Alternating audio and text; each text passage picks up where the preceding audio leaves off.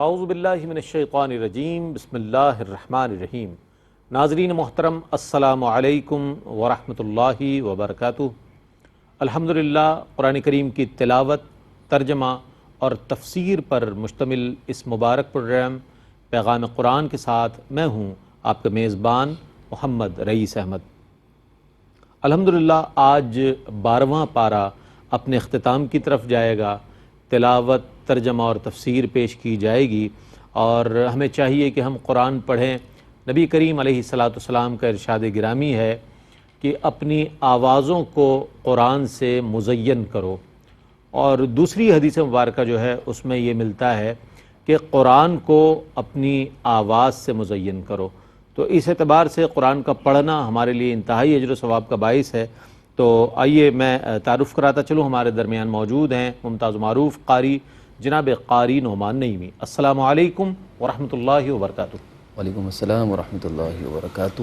اور ناظرین گرامی، آج 12ویں پارے کے اختتامی جو حصہ ہے اس کی تفسیر کے لیے تشریف فرما ہے ممتاز و معروف عالم دین اور ایک ایسی شخصیت کے جو مفکر اسلام ہیں، حضرت علامہ مفتی محمد عامر صاحب تشریف فرما ہیں۔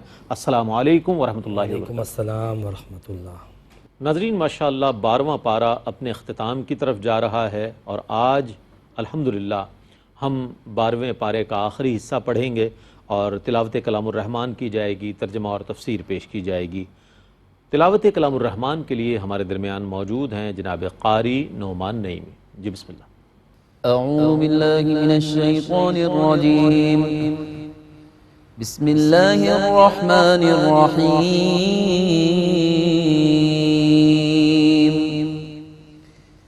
وقال الذي اشتراه من مصر لامرأته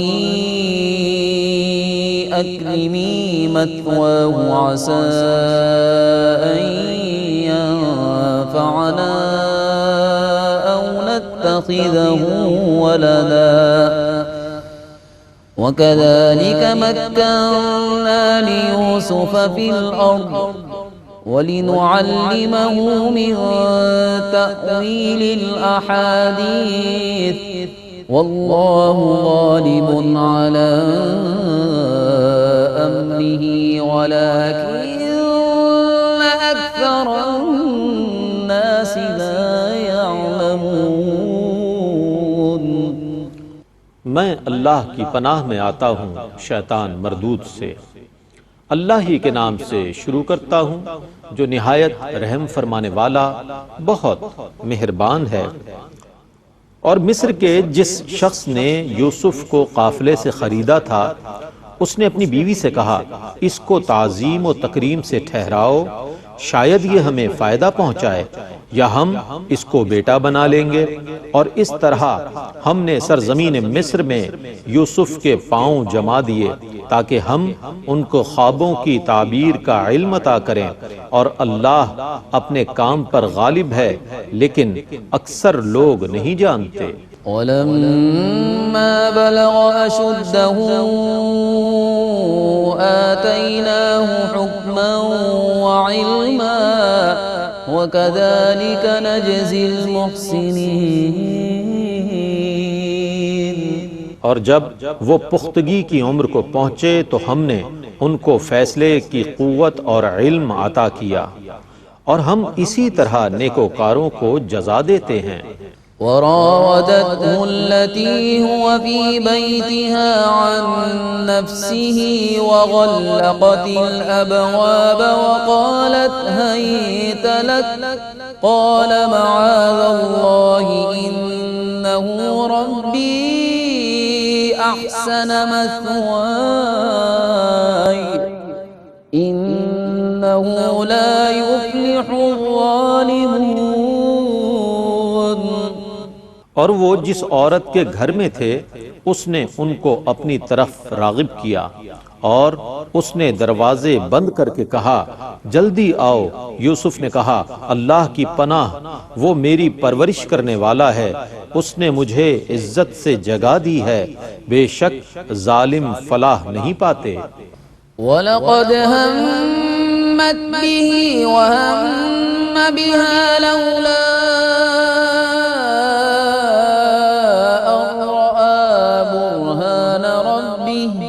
كذلك لنصرف عنه السوء والفحشاء إنه من عبادنا المخلصين۔ اس عورت نے ان سے گناہ کا قصد کر لیا اور انہوں نے اس سے بچنے کا قصد کیا۔ اگر وہ اپنے رب کی دلیل نہ دیکھتے تو گناہ میں مبتلا ہو جاتے۔ یہ ہم نے اس لیے کیا کہ ہم ان سے بدکاری اور بے حیائی کو دور رکھیں، بے شک وہ ہمارے مخلص بندوں میں سے ہیں۔ واستبق الباب وقدت قميصه من دبر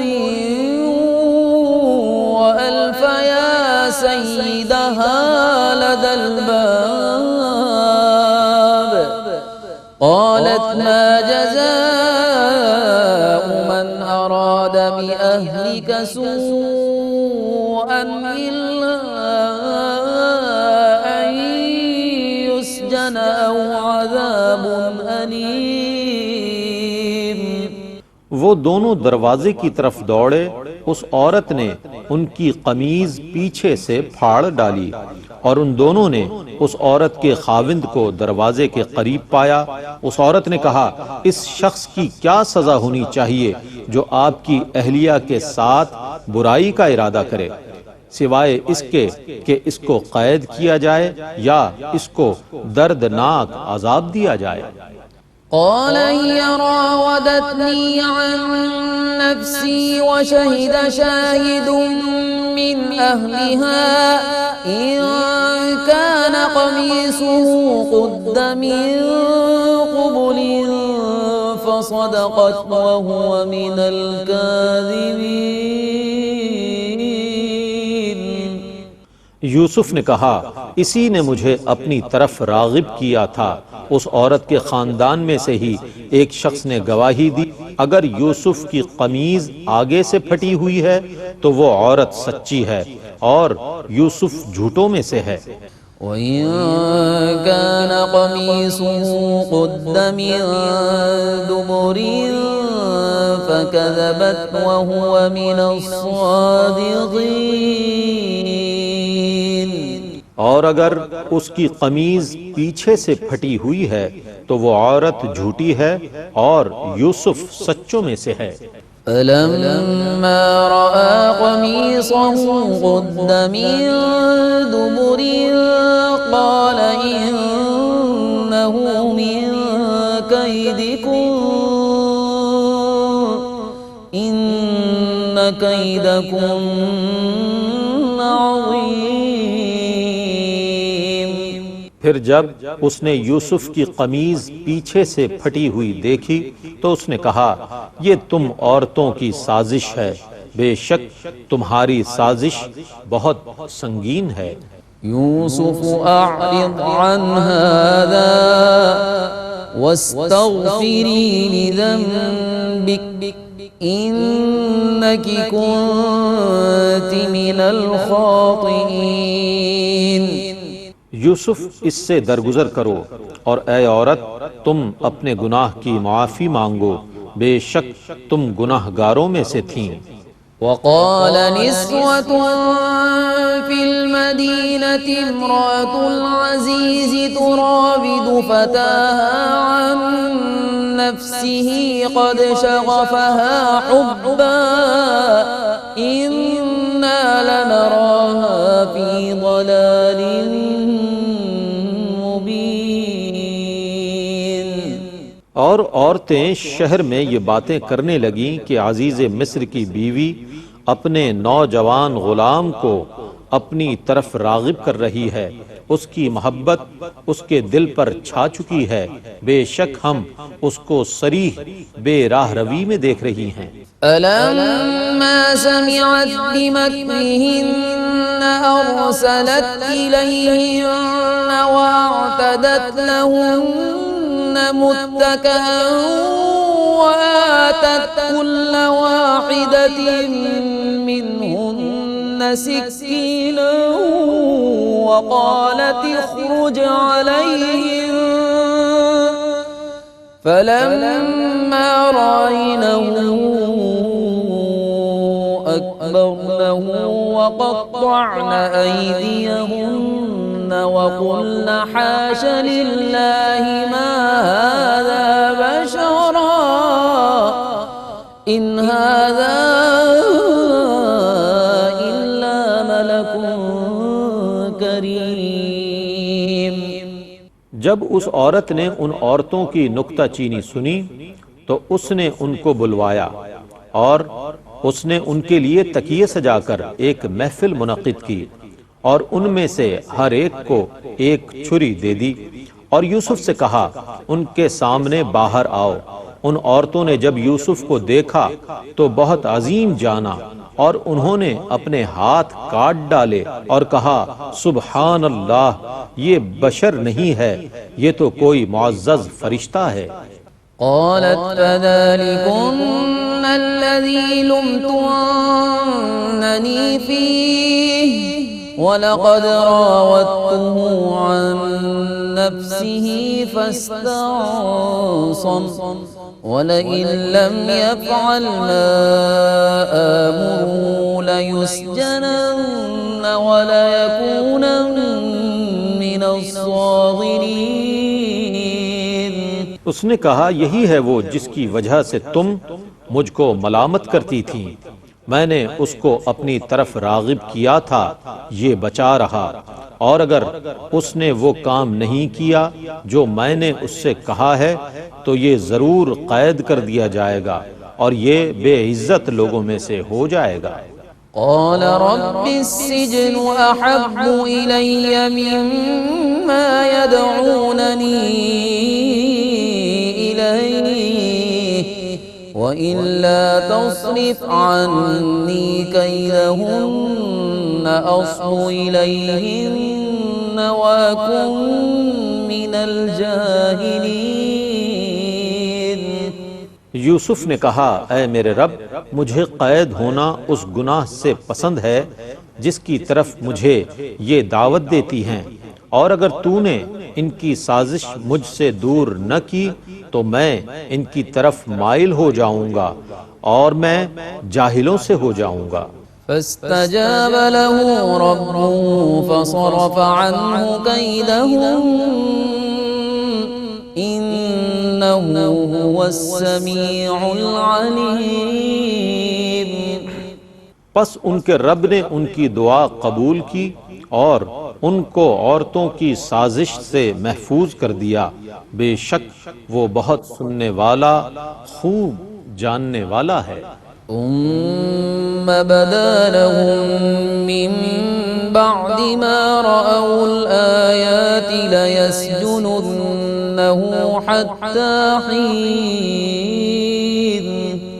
پھر یوسف کی پاک بازی کی علامات دیکھنے کے باوجود ان کی یہی رائے ہوئی کہ وہ کچھ عرصے کے لیے یوسف کو ضرور قید کر دیں۔ ودخل معه السجن فتيان قال أحدهما إني أراني أعصر خمرا وقال الآخر إني أراني أحمل فوق رأسي خبزا تأكل الطير منه نبئنا بتأويله إنا نراك من المحسنين۔ اور یوسف کے ساتھ دو جوان بھی قید خانے میں داخل ہوئے۔ ان میں سے ایک نے کہا میں نے خواب میں دیکھا ہے کہ میں شراب کے لیے انگور نچوڑ رہا ہوں، اور دوسرے نے کہا میں نے خواب میں دیکھا ہے کہ میں اپنے سر پر روٹیاں اٹھائے ہوئے ہوں جن سے پرندے کھا رہے ہیں، آپ ہمیں اس کی تعبیر بتائیے، ہمارا گمان ہے کہ آپ نیک لوگوں میں سے ہیں۔ قال لا يأتيكما طعام ترزقانه إلا نبأتكما بتأويله قبل أن يأتيكما ذلكما مما علمني ربي إني تركت ملة قوم لا يؤمنون بالله وهم جن کو میرے رب نے مجھے سکھایا ہے، جو لوگ اللہ پر ایمان نہیں لاتے اور جو لوگ آخرت کے ساتھ کفر کرنے والے ہیں، میں نے ان کے دین کو ترک کر دیا ہے۔ واتبعت ملة آبائي إبراهيم وإسحاق ويعقوب ما كان لنا أن نشرك بالله من شيء ذلك من فضل الله علينا وعلى الناس ولكن أكثر الناس لا يشكرون۔ اور میں نے اپنے باپ دادا ابراہیم اور اسحاق اور یعقوب کے دین کی اتباع کی ہے۔ ہمارے لیے یہ جائز نہیں ہے کہ ہم اللہ کے ساتھ کسی چیز کو بھی شریک قرار دیں۔ یہ ہم پر اور لوگوں پر اللہ کا فضل ہے، لیکن اکثر لوگ شکر ادا نہیں کرتے۔ يا صاحبي السجن أأرباب متفرقون خير أم الله الواحد القهار۔ اے میرے قید خانے کے دونوں ساتھیوں، آیا متعدد خدا بہتر ہیں یا ایک خدا جو غالب ہے؟ ما تعبدون من دونه إلا أسماء سميتموها أنتم وآباؤكم ما أنزل الله بها من سلطان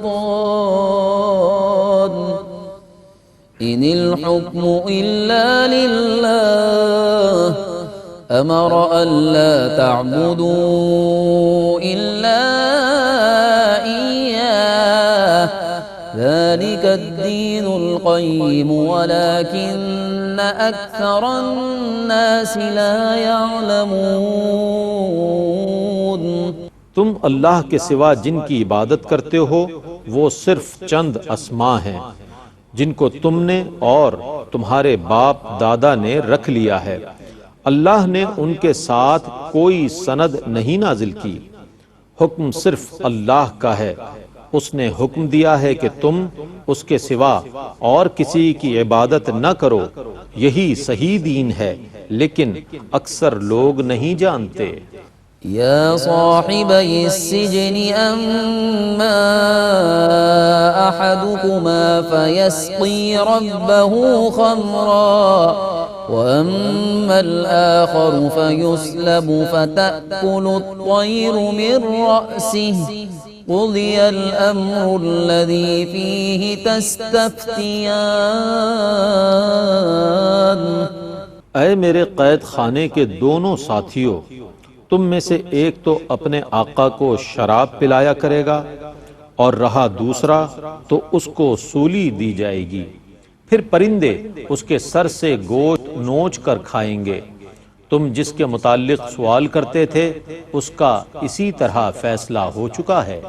وقال للذي ظن أنه ناج منهما اذكرني عند ربك فأنساه الشيطان ذكر ربه فلبث في السجن بضع سنين۔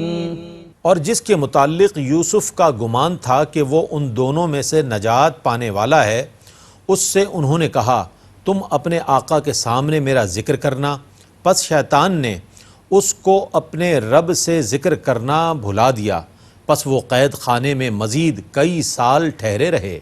وقال الملك إني أرى 7 بقرات سمان يأكلهن سبع عجاف وسبع سنبلات خضر وأخر يابسات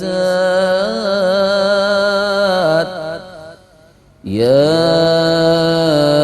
أيها الملأ أفتوني في رؤياي إن كنتم للرؤيا تعبرون۔ اور بادشاہ نے کہا میں نے خواب میں دیکھا کہ 7 فربا گائیں ہیں جن کو 7 دبلی گائیں کھا رہی ہیں، اور میں نے 7 سرسبز خوشے دیکھے اور 7 سوکھے ہوئے خوشے دیکھے۔ اے میرے درباریوں، میرے اس خواب کی تعبیر بتاؤ اگر تم خواب کی تعبیر بتا سکتے ہو۔ قالوا أضغاث أحلام وما نحن بتأويل الأحلام بعالمين۔ انہوں نے کہا یہ تو پریشان خواب ہیں اور ہم پریشان خوابوں کی تعبیر نہیں جانتے۔ وقال الذي نجا منهما وادكر بعد أمة أنا أنبئكم بتأويله فأرسلون۔ ان 2 قیدیوں میں سے جو نجات یافتہ تھا اس نے ایک مدت کے بعد یوسف کو یاد کیا، اس نے کہا میں تم کو اس خواب کی تعبیر بتا سکتا ہوں، مجھے یوسف کے پاس بھیج دو۔ يوسف أيها الصديق أفتنا في 7 بقرات سمان يأكلهن 7 عجاف و7 سنبلات خضر وأخر يابسات لعلي أرجع إلى الناس لعلهم يعلمون۔ اس نے یوسف کے پاس جا کر کہا اے یوسف، اے بہت سچ بولنے والے، ہمیں اس خواب کی تعبیر بتائیے کہ 7 فربا گائیں ہیں جن کو 7 دبلی گائیں کھا رہی ہیں، اور 7 سرسبز خوشے ہیں اور 7 سوکھے ہوئے خوشے ہیں، تاکہ میں لوگوں کے پاس یہ تعبیر لے کر جاؤں، شاید وہ آپ کا مرتبہ جان لیں۔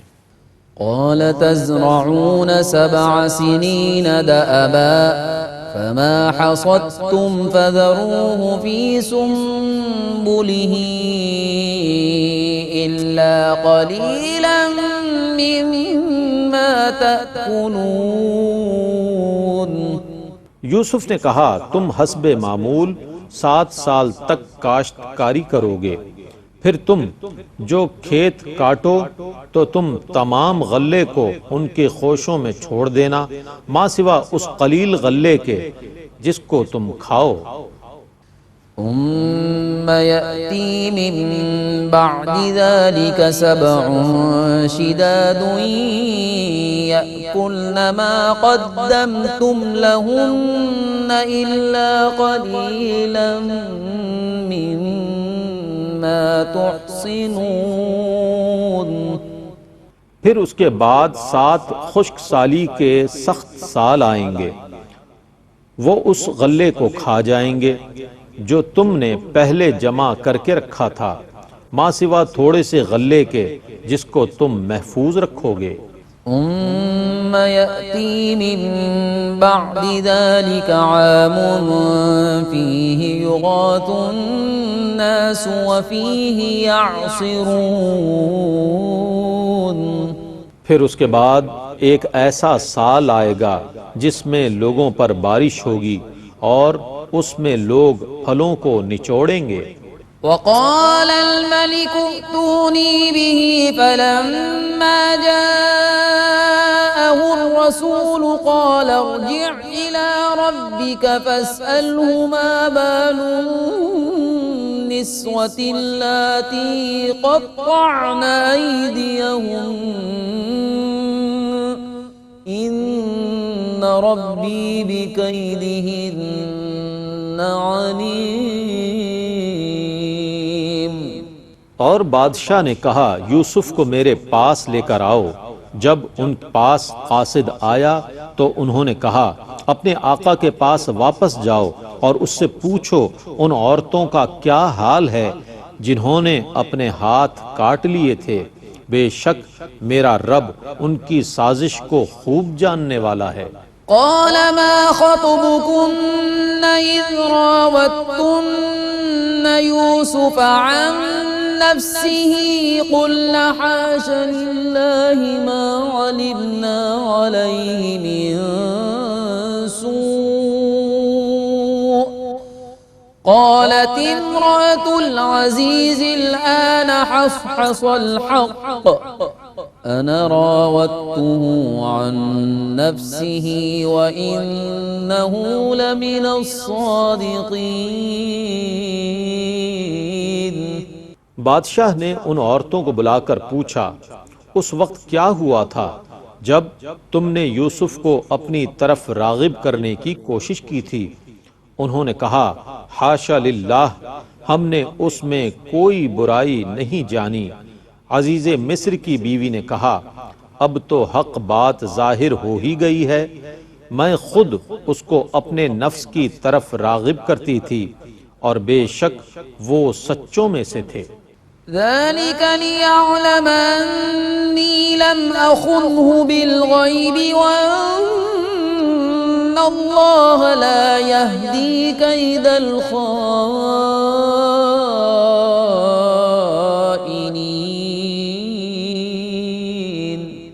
اس نے کہا میں نے یہ اس لیے کیا تاکہ وہ جان لے کہ میں نے اس کے پس پشت اس کی خیانت نہیں کی، اور یہ بھی جان لے کہ بے شک اللہ خیانت کرنے والوں کی سازش کو کامیاب ہونے نہیں دیتا۔ ماشاءاللہ ناظرین، تلاوت کلام الرحمن اور ترجمہ آپ نے سنا۔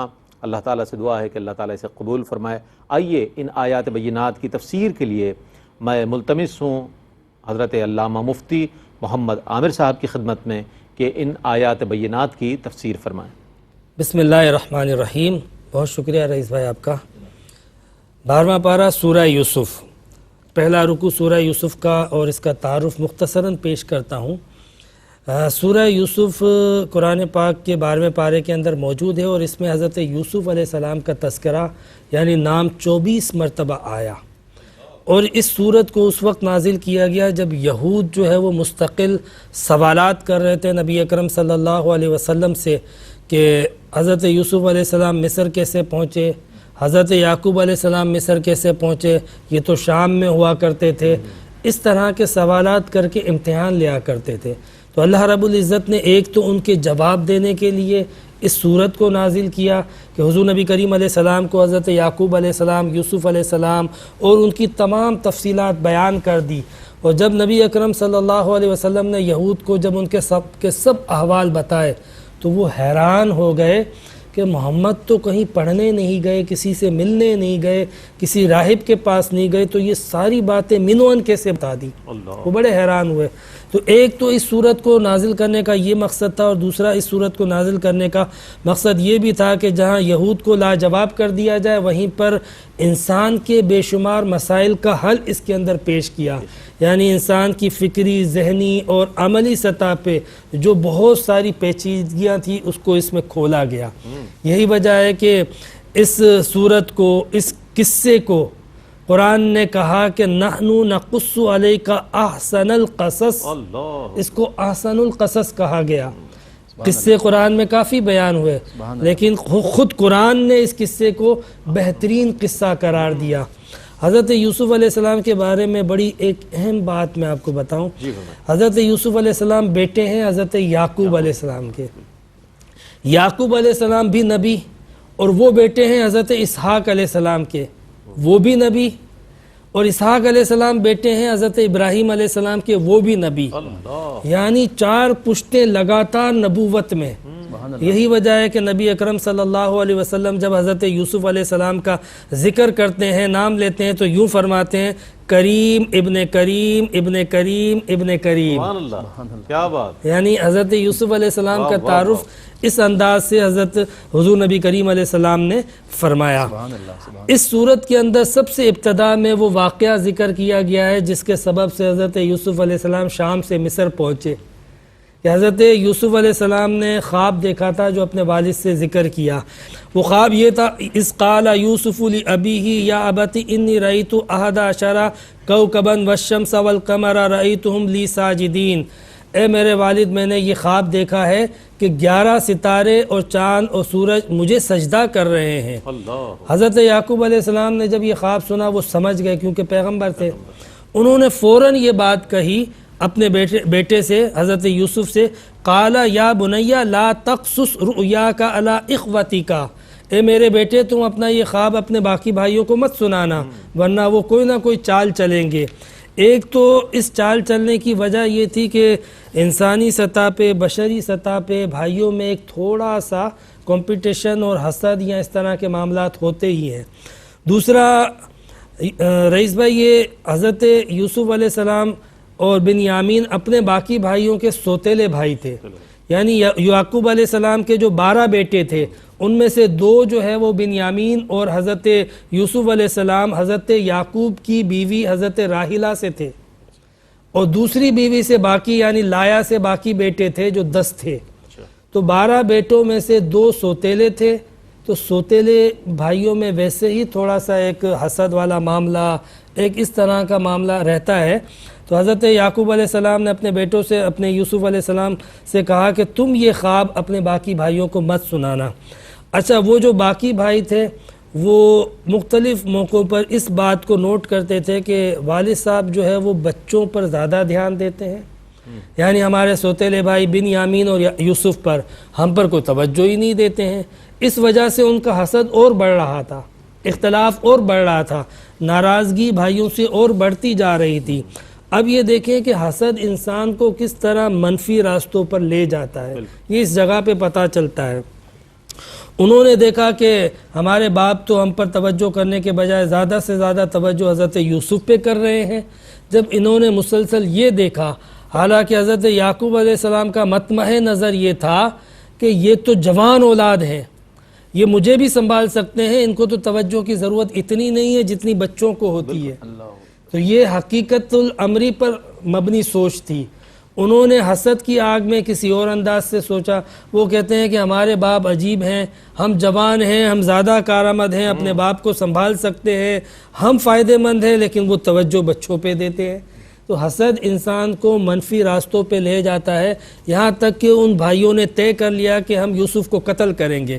انہوں نے قتل کا ارادہ کیا اور پھر اسی ارادے سے اپنے والد صاحب سے کہا کہ ہمیں اجازت دیں ہم یوسف کو سیر کرنے کے لیے لے جائیں. حضرت یعقوب علیہ السلام نے پہلے تو منع کیا، ان کے بھائیوں نے کہا آپ ہم پہ بھروسہ ہی نہیں کرتے. بیٹوں نے کہا ہم لے جائیں گے، خیال رکھیں گے، آپ بے فکر رہیں. تو حضرت یعقوب علیہ السلام نے کہا کہ اخاف ان یاکلہ الذئب، مجھے ڈر ہے اس کو کوئی بھیڑیا کھا جائے گا. اب یہ دیکھیں اس علاقے میں گو کے بھیڑیے بھی ہوا کرتے تھے، لیکن انہوں نے ڈائریکٹ بات کہنے کے انڈائریکٹ انداز میں سمجھایا کہ مجھے ڈاؤٹ ہے، کوئی گڑبڑ ضرور ہے. ان کے یوسف علیہ السلام کے بھائیوں نے کہا آپ بے فکر ہو جائیں، ہم خیال رکھیں گے، ہم دھیان رکھیں گے، ہم ساتھ ہیں، ہم جوان ہیں، ہم ہٹے کٹے ہیں، ہم ان کو خوب، آپ بے فکر ہو جائیں. یہ کہہ کر وہ لے گئے حضرت یوسف علیہ السلام کو سیر کرانے کے لیے. اور جب لے کر گئے تو حیرت کی بات یہ ہے کہ کندھوں پہ اٹھا کے لے کے گئے، اور ایک بھائی کندھے سے اتارتا نہیں تھا، دوسرا بٹھا لیتا تھا. یہ اس وقت تک جب تک کہ یعقوب علیہ السلام دیکھتے رہے. اور جب یعقوب علیہ السلام کی نظروں سے یعنی والد کی نظروں سے اوجھل ہوئے تو کندھے سے ہی اٹھا کے حضرت یوسف کو پھینک دیا، پٹک دیا نیچے. اور پھر وہ جو حسد تھی، جو بھڑاس تھی، وہ ساری نکالنے لگے کہ تم جو ہے وہ کیا کیا باتیں کرتے تھے، تم نے کیا دیکھا، کن کو دیکھا خواب میں، کون تمہیں سجدہ کر رہا تھا، بلاؤ ان کو اپنی مدد کے لیے، اور ابو تو تم پر زیادہ توجہ دیتے، اب ہم تمہیں بتائیں گے. یہ ساری بھڑاس وہ نکالنے لگے اور تانے دینے لگے. یوسف علیہ السلام نے یہ محسوس کیا کہ ایک بھائی مجھ پہ غصہ کر رہا ہے، تو دوسرے بھائی کے پاس گئے. اس نے اس سے زیادہ غصہ کیا تو تیسرے بھائی کے پاس گئے، اور غصہ کیا کرتے کرتے سب سے بڑے بھائی یہودا کے پاس گئے، اس نے تھوڑی شفقت کی تو سارے بھائی غصے میں آ گئے کہ یہ تم کیا کر رہے ہو، ہم کس مقصد کے لیے آئے ہیں؟ تو بڑے بھائی نے کہا پھر جس مقصد کے لیے آئے ہو یہ کرو، یہ کیا اس کو ڈانٹ رہے ہو، اس کو مارنا ہے تو مار دو، یہاں پہ جنگل میں ایک کنواں ہے، اس کنویں میں اس کو ڈال دو، وہ کنواں سوکھ چکا ہے، اس میں زہریلے جانور ہے، کوئی آتا جاتا نہیں ہے، ایسا کرو اس میں پھینک دو۔ انہوں نے یہ طے کیا اور اس کنویں میں حضرت یوسف علیہ السلام کو پھینک دیا۔ یوسف علیہ السلام کو پھینکنے کے بعد انہوں نے کیا کیا کہ وہ حضرت یعقوب علیہ السلام کے پاس واپس لوٹے، اور لوٹ کر یہ جو آج آپ نے قاری صاحب جہاں سے آغاز کیا وَجَاءُوا عَلَىٰ قَمِيصِهِ بِدَمٍ كَذِبٍ، کہ حضرت یعقوب علیہ السلام کے پاس یوسف علیہ السلام کی وہ قمیص لے کر آئے خون والی، اور کہا کہ ان کو بھیڑیے نے کھا لیا ہے۔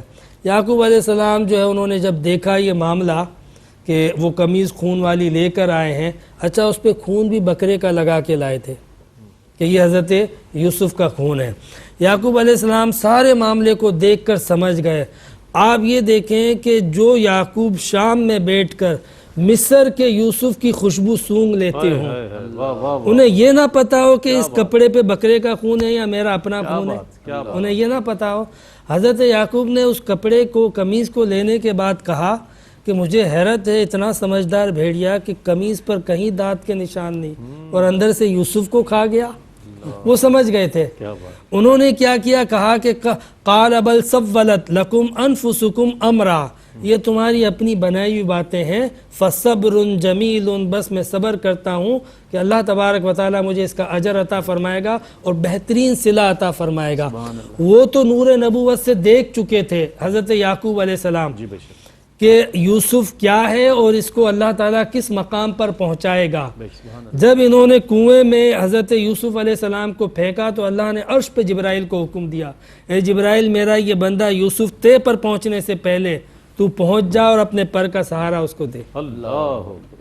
یوسف ادھر گرتے ہیں، اس سے پہلے کہ کنویں کی تہ پر جا کے چوٹ لگتی، گرتے ٹکراتے، حضرت جبرائیل عرش سے آتے اور اپنے پر بچھاتے اور ان کو محفوظ کر کے کنویں میں ایک مقام پہ رکھ دیتے ہیں، یہاں تک کہ وہ 3 دن تک حضرت یوسف علیہ السلام اس اندھیرے کنویں میں رہتے ہیں۔ اللہ رب العزت 3 دن تک ان کی حوصلہ افزائی بھی فرماتا ہے، انہیں مختلف اشارات بھی دیتا ہے، تسلی بھی عطا فرماتا ہے، اور قرآن پاک میں ذکر ہے کہ کذالک مکننا لیوسف فی الارض، ہم اس طرح ہم نے حضرت یوسف کو زمین پہ استقرار عطا کیا، یعنی استقرار یہ عطا کیا کہ 3 دن کے بعد ایک قافلہ وہاں سے گزرا، انہیں پیاس لگی، انہوں نے پانی کے لیے جب ڈول اندر ڈالی تو بجائے پانی کے ایک بچہ آیا خوبصورت، وہ خوش ہو گئے، کیونکہ اس زمانے میں کوئی بچہ مل جائے تو اس کو بیچ دیا جاتا تھا، اس کی ایک ہینڈسم اماؤنٹ آتا تھا، رقم آتی تھی، تو خوش ہو گئے کہ ہمیں مال مل گیا۔ تو وہ بڑے خوش ہوئے، حضرت یوسف علیہ السلام کو وہ قافلے والے لے کے شہر میں بیچ دیا، اور جب شہر میں جا کے بیچا تو خریدنے والا عزیز مصر تھا، یعنی جو شاہ مصر کا جو وزیر سپہ سالار تھا، ان کی فوج کو جو دیکھتا تھا اور ایک عزت دار شخص تھا۔ وہ یہ جو لفظ استعمال کیا جاتا ہے نا عزیز مصر، یہ عزت دار شخص کے لیے مصر میں استعمال کیا جاتا تھا، یہی لقب بعد میں حضرت یوسف کو بھی ملا، لیکن عزیز مصر کا اصل نام تھا فوتیفار۔ یہ سمجھ لیں کہ بادشاہ کی حفاظت، پوری سپہ سالار اور فوجوں کی حفاظت، جنگ کب لڑنی ہے نہیں لڑنی ہے، آپ دور جدید میں جس طرح آپ کہہ سکتے ہیں چیف آف آرمی اسٹاف، تو اس وقت کا سمجھ لو کہ وہ چیف تھا تمام ان کی آرمی کا، ان کے تمام جتنے بھی لڑنے والے سپاہی تھے اس کا، وہ خریدار تھا اس کا، اور اس نے دیکھا اتنا خوبصورت غلام، تو اس کو اولاد بھی نہیں تھی، انہوں نے جب اس کو خریدا تو اپنی بیوی سے کہنے لگے کہ یہ بڑا خوبصورت غلام ہے، مجھے غلام نہیں لگتا ہے، مجھے لگتا ہے کہ اگر ہماری اولاد نہ ہوئی تو ہم اسی کو اپنا بیٹا بنا لیں گے، اس کو غلام بنا کے مت رکھنا۔ اور اس نے عزیز مصر نے اس کو اپنے بیٹے کی طرح گھر میں رکھا، پالا بڑا کیا ناز و نعم میں، اور سارے اختیارات گھر کے اس کے حوالے کر دیے، یعنی ہر طرح کا اختیار حضرت یوسف کو دے دیا۔ تو یہ وہ بات ہے جو اللہ رب العزت نے فرمایا کہ ہم نے یوسف کو اس طرح تمکن عطا کیا۔ آپ دیکھیں رئیس بھائی کے حسد کے زوم میں انہوں نے تو کوشش کی ہم اس کو نقصان پہنچائیں، لیکن جسے اللہ عزت دینا چاہے، بندہ اپنے تحت تو کوشش کرتا ہے اور وہ سمجھتا ہے میں نے تو اس کو نقصان پہنچا دیا، لیکن آپ دیکھیں کہ اللہ تعالیٰ نے کس طرح اس کو حفاظت دی، اور جو اللہ نے اس کو عزت دینی تھی، حضرت یوسف کے لیے جو عزت لکھ دی گئی تھی، نقصان پہنچانے والا بھی چاہتے اور نہ چاہتے ہوئے، دانستہ اور نہ دانستہ اس کام میں لگ گیا جو اللہ کی منشا تھی۔ یعنی بندہ بظاہر سوچ رہا ہوتا ہے کہ میں نقصان پہنچا رہا ہوں، لیکن جب عزت دینے والا اللہ ہو تو وہ نقصان بھی اس کی عزت کا باعث بن جاتا ہے۔ اور اس طرح حضرت یوسف علیہ السلام عزیز مصر کے محل میں پہنچتے ہیں۔ انشاءاللہ اس پر گفتگو اگلے پارے میں بھی، چونکہ اس کے مزید تفصیلات موجود ہے تو اس پر گفتگو کی جائے گی کہ کس طرح حضرت یوسف علیہ السلام عزیز مصر میں سے پھر جیل میں پہنچے، اور جیل سے پھر شاہ مصر کے پاس پہنچے، اور شاہ مصر کے پاس پہنچنے کے بعد کس طرح مصر کی وزارت، اختیارات اور تمکن ملا، اور پھر اس خواب کی تعبیر پوری ہوئی 40 سال بعد، اور سارے بھائی شرمندہ ہو کے سجدہ ریز ہوئے جو حضرت یوسف علیہ السلام نے ابتدا میں دیکھے تھے۔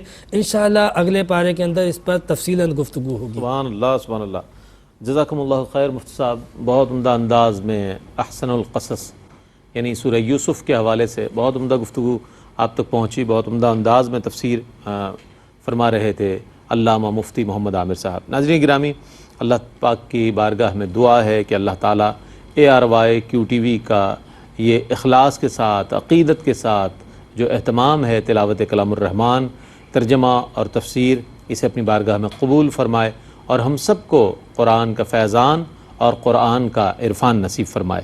اس کے ساتھ ہی اپنے میزبان محمد رئیس احمد کو اجازت دیجیے۔ اللہ حافظ۔